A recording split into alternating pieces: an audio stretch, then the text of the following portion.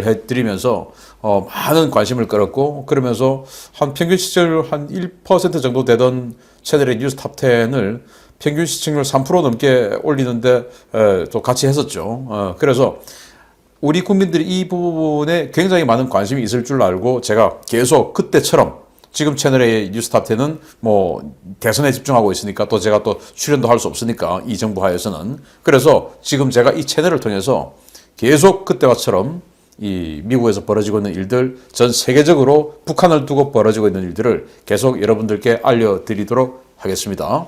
자, 유엔 안보리가 열렸습니다. 그러나 결국 불량 국가들의 반발로 무산됐습니다. 1월 20일 날 AFP 통신이 보도를 했는데요. 유엔 안전보장 이사회 차원에서 대북 제재를 확대하려던 미국의 시도가 중국과 러시아의 저지로 무산되었다라고 AFP 통신이 보도를 했는데요. 특히 그 중에서도 중국이 아주 강력하게 반대해서 북한에 대한 추가 제재 또는 규탄 결의 도출에 실패했습니다. 그러면서 중국은 오히려 적반하장으로 미국을 비난하고 나섰습니다. 유엔 안보리 이사회 하고 나서 이렇게 이야기를 하네요. 외교부 대변인 그리고 류 샤오밍 중국 한반도 사무특별대표가 이렇게 이야기합니다. 미국은 대북 제재 만능론을 포기해야 된다. 특히 미국이 실질적 조치를 내놓아 북한의 정당하고 합리적인 우려를 해결해 대북 안보 위협을 제거해야 한다. 덮어놓고 제재와 압력만 계속해서는 한반도 문제를 해결할 수 없다.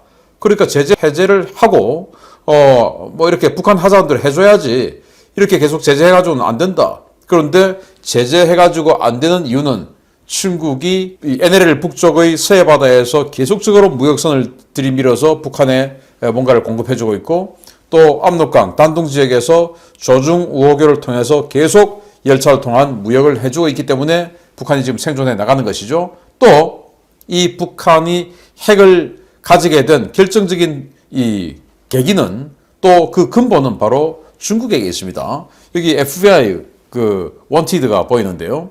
리팡웨이라는 중국인인데, 이 리팡웨이가 북한의 원심 분리기 이런 것들 만드는 원료를 공급해 줬습니다. 그래서 FBI가 이렇게 공개 수배를 했는데 중국에 지금 있어요. 그래서 중국 당국이 보호해주고 미국에게 안 줍니다. 이렇게 북한 핵을 개발하는데 도와준 자들을 보호하고, 또 여기 이제 지금 죽었는데, 최근에 죽었죠. 파키스탄의 칸 박사. 파키스탄의 핵을 중국이 도와줬고, 그렇게 해서 칸 박사가 핵 기술을 가지게 됐고, 이 핵 기술을 돈 받고 북한에게 팔았죠. 그렇게 해서 북한이 핵 보유국 된 겁니다. 다 근원은, 북한 핵 개발의 근원은 중국에 있는 겁니다.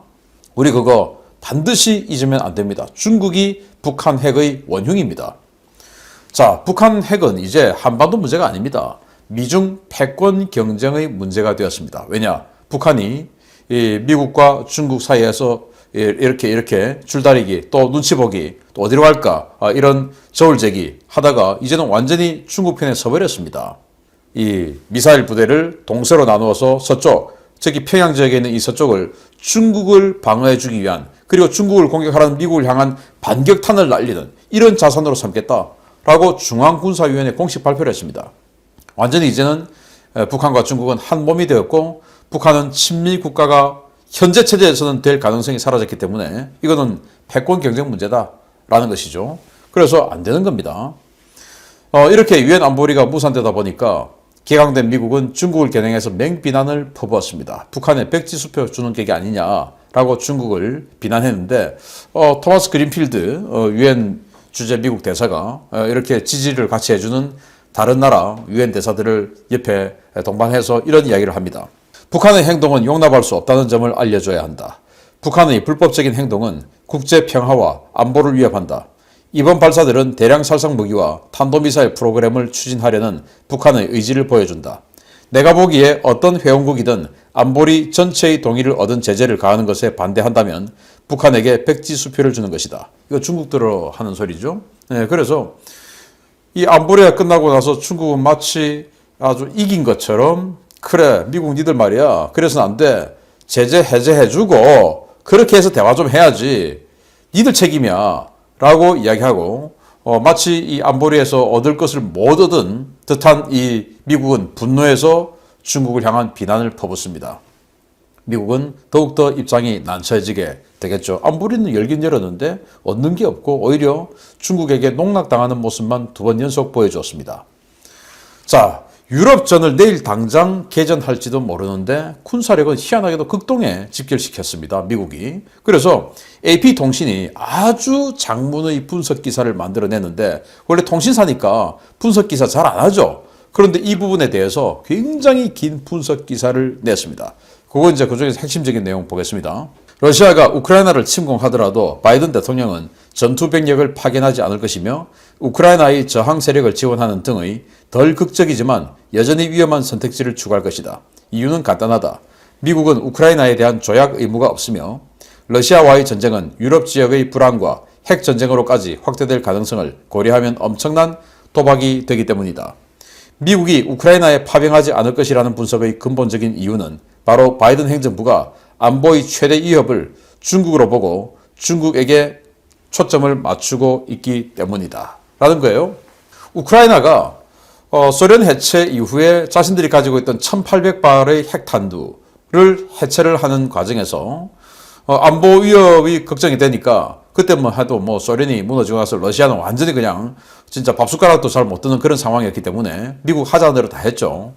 그런 상황에서 쟤들이 안 친다잖아. 그리고 혹시나 나중에 치게 되면 미국과 영국 우리가 도와줄게 라고 하고 부다페스트에서 안전보장각서를 체결했어요.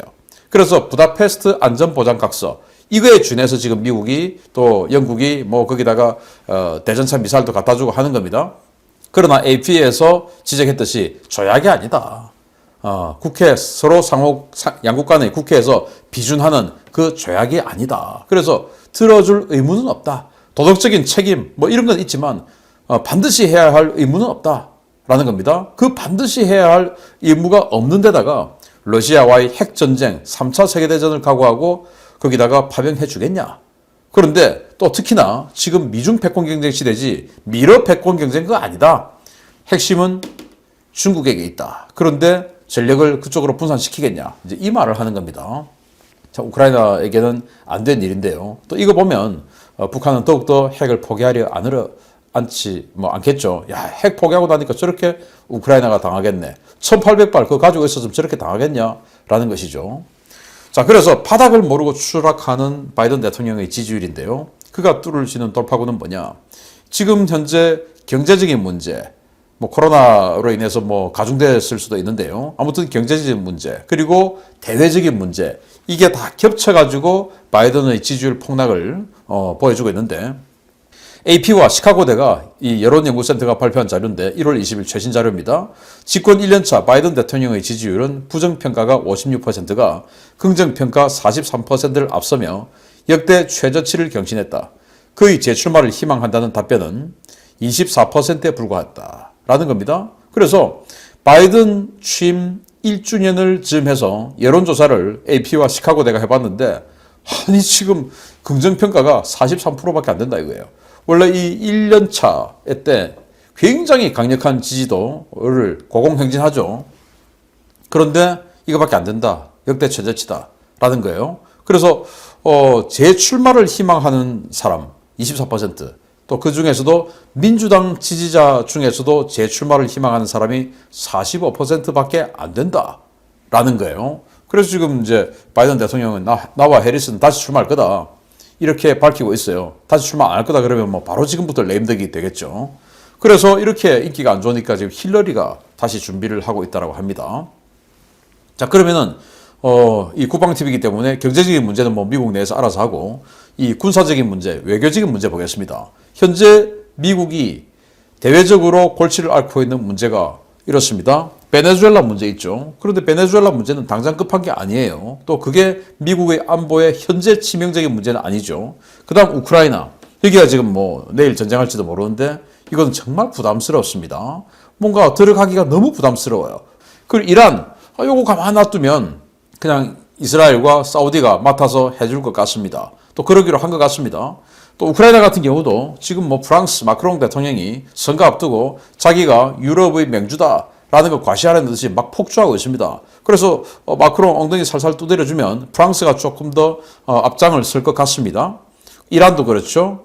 이스라엘과 사우디, UAE가 막 지금 으르렁으렁 거리고 있죠. 그리고 중국 문제인데 중국 문제는 이건 장기적인 문제입니다. 그 중국 문제와 부속해서 대만 문제인데, 대만 문제는 사실은 대만이 중국을 쳐서 중국을 멸망시키고 이거 아니지 않습니까? 중국이 대만을 못 치기만 해주면 되는 겁니다. 그러면서 대만을 더 이쪽 편으로 끌어들이면 되는 것이기 때문에 어쩌면 이 갈등이 오히려 호재일 수 있어요. 그런데 북한 문제는 뭐냐? 북한은 당장 지금 미국을 공격할 수 있는 능력을 가지게 되었습니다. 지금 현재 전 세계적으로 미국을 공격할 수 있는 능력을 가진 미국의 적국은 러시아와 중국뿐인데 거기다가 지금 북한을 하나 추가하게 되고 러시아와 중국은 단 한 번도 미국을 공격해서 소멸시키겠다 이런 말 한 적이 없어요. 그런데 북한은 입만 열면 미국 공격해서 소멸시키겠다 이런 말을 하는 자들이 미국 공격할 수 있는 능력을 가지게 됐습니다. 그렇기 때문에 미국 국민들이 여론조사를 해봤더니 81% 랭킹 1위로 북한을 적국으로 생각하는 겁니다. 우리나라에서 북한을 적국으로 생각하는 사람이 81% 나올까요? 저는 안 나올 거라고 봅니다. 그런데 미국에서 81%가 북한을 적국으로 생각한다. 1등입니다. 1등. 그 다음이 이란, 중국 이런 순서예요. 그 정도입니다. 그래서 뭔가 하나 대외적으로 해야 되는데 했을 때 리스크가 가장 적은 데가 어딜까? 북한이죠. 이건 누가 봐도 딱 답 나오지 않습니까? 그 중에서도 북한의 헤드를 따버리는 겁니다. 그렇게 해서 혼란을 일으켜버리면은 헤드 따서 혼란을 일으키면 내전 생기고 자기네들끼리 권력 장악하려고 아비규환하고 하면은 이 북중 국경 지역에서 대규모 탈북 사태 발생하고 또 북러 국경 지역에서 대규모 탈북 사태 발생하고 그러면은 우크라이나 문제 여기에서도 지금 이 극동 지역에 있던 군사력을 우크라이나까지 지금 갖다 놨는데 러시아 입장에서는 다시 와야 돼요. 여기 안정화하려면은 중국도 마찬가지입니다. 대만 쪽으로 관심 두고 있던 군사력을 다시 북한 문제 때문에 다시 와야 됩니다. 북한 헤드 하나 따버리면은 여러 가지 부수적인 이익도 생기는 겁니다. 러시아와 중국의 전력을 분산시켜서 우크라이나와 대만 문제에 집중하지 못하도록 만드는 그런 효과도 얻을 수가 있는 겁니다. 자, 그래서 정치권도 북한 문제 해결에 대해서 압박 공세를 하는데 이건 여야 또 상원 하원 할 것 없이 계속 나옵니다. 제가 어제도 상원 하원 할 것 없이 알려드렸는데 오늘 또 추가로 또 나왔습니다. 보여드리겠습니다. 민주당입니다. 제임스 리시 상원 외교위원장이 이렇게 이야기하죠. 믿을 수 없이 위험한 상황이다. 효과 없는 대화 대신 강력한 군사적 대비태세를 갖춰야 한다. 그리고 이 포트만 상원 의원은 또 여기는 공화당인데 오하이오주 출신의 공화당이에요. 이 오하이오주가 바로 오토 원비어가 있는 그 지역구입니다. 그러다 보니까 원비어 관련해서 이 북한 문제에 굉장히 많이 들여다본 사람이죠. 이렇게 얘기합니다. 김정은 정권으로 인해 피해를 입은 사람들이 너무 많다. 우리는 자국민을 탄압하는 북한 권력자들에게 책임을 물어야 한다. 북한 권력자들 책임 물어야 한다. 이렇게 이야기하죠. 자, 영김 하원 의원 공화당입니다. 이렇게 이야기합니다. 그들은 국제법도 외교도 인권도 전혀 없는 자들이다. 미국의 대북 전략은 북한 비핵화와 인권 문제에 대한 검증 가능한 조치를 우선시해야 한다. 이를 위해 초당적으로 협력하겠다. 걔들은 외교 이런 거 안 통한다. 그러니까 검증 가능한 조치 빨리 해야 된다. 협력하겠다. 때려버려라. 헤드 따버려라. 이 말이죠. 자, 마이클 가르시아 하원 의원은 이 사람은 그 과학자 출신이에요. 엔지니어 출신입니다.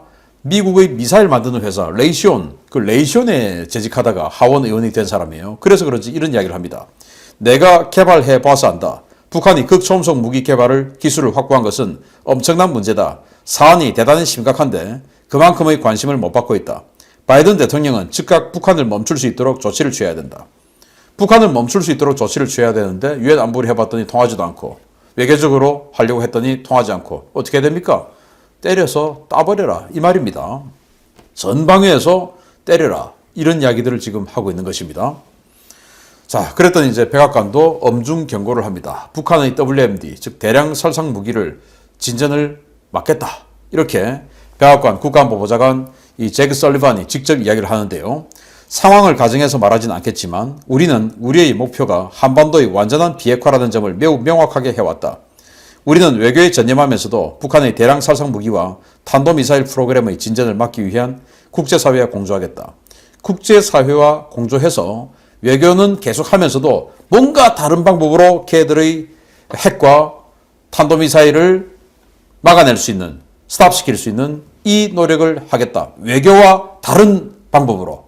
그런데 뭐하고? 국제사회와 공조해서 라고 이야기하면서 이 국제사회와 공조해서 하겠다라고 국가안보보좌관이 이야기를 한 직후에 이게 나왔습니다. 바로 미국과 일본의 정상회담 공동성명이 나왔는데요. 화상 정상회담을 했습니다. 그래서 공동성명을 마침 딱 냈습니다. 이 공동성명을 내던 시간이 유엔 안보리가 열리고 있던 시간이었습니다. 그래서 분위기 다 들었겠죠. 유엔 안보리에서 중국하고 러시아가 반대해가지고 안 될 것 같다. 이야기 다 들었겠죠. 이런 상황에서 이제 공동 성명을 발표했는데 뭐라고 이야기하냐. 우리는 유엔 안보리 결의에 따라 북한의 핵무기를 비롯해 대량 살상 무기와 모든 사거리의 탄도미사일은 물론 관련 프로그램과 시설에 대해 완전하고 검증 가능하며 불가역적인 해체, 즉 CVID를 강력하게 다짐한다. 우리는 북한이 모든 유엔 안전보장이사회 결의를 준수하고 조속히 핵 확산 금지 조약과 국제 원자력기구 안전조항을 따를 것을 요구한다. 라는 거예요. 굉장히 많은 변화가 있는 성명입니다. 뭐냐? 이게 이제 AP에서는 뭐라고 이야기하냐면은 정상회담의 공동성명에서 CVID가 나온 건 처음이다. 라고 이야기를 하는데 그 CVID도 또 너무나 아주 많이 강력해진 CVID입니다. 뭐냐? 그동안 우리 CVID 그러면은 즉 그 완전하고 검증 가능하며 불가역적인 즉 돌이킬 수 없는 그런 비핵화 즉 핵에 대한 CVID였죠. 그런데 여기는 모든 사거리의 탄도미사일 그것도 ICBM뿐만 아니고 ICBM 하면은 미국만 혜택을 보니까 아니죠. 단거리 미사일 포함한 모든 사거리의 ICBM 그 ICBM 자산 또는 탄도미사일 단거리 탄도미사일 ICBM MRBM IRBM SRBM 전부 다 없앤다. 탄도미사일까지. 핵은 물론이고 그리고 그 만드는 시설까지 다 없애야 된다. 라고 일본 정상하고 공동성명을 발표한 겁니다. 대단히 강력한 겁니다.